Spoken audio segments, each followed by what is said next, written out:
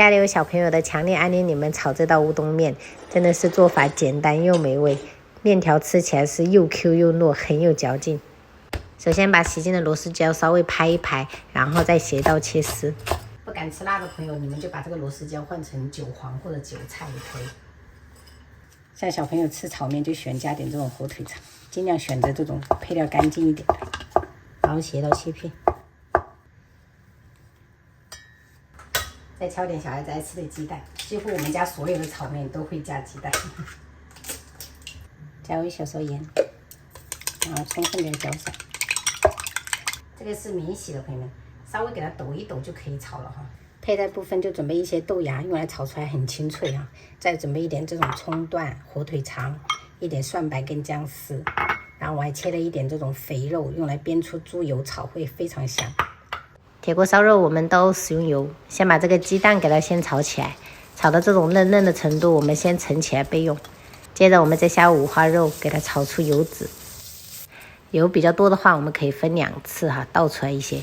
然后接下来把这些料头放上去爆香。紧接着我们就可以下入火腿肠还有青椒，给它稍微炒一炒哈。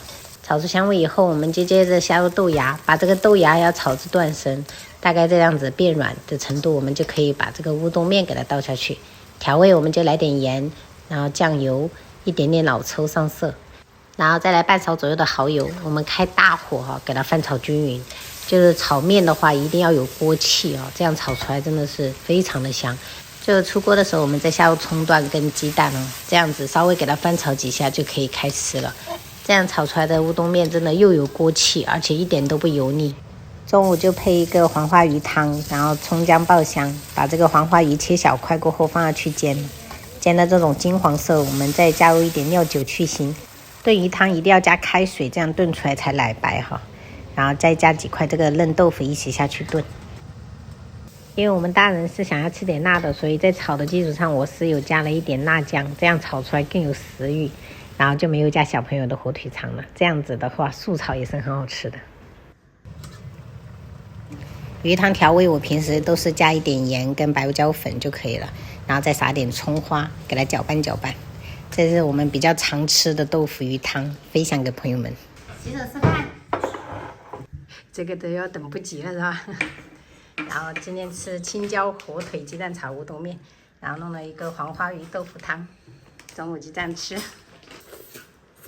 真香，吃的很 Q。对呀，我们就是喜欢吃这个嘛。你爸又买了好多哇，很这多。种一包一包的也很好储存就是了。不会坏。然后把那个牙齿给它嚼没了啊。掉牙齿也正常。乌冬面它就是热量又低，关键是它还很容易挂汁儿，稍微炒一炒，它这个酱汁就挂在上面，非常有食欲。太好吃了。会比我们这个多。这个后劲很强的。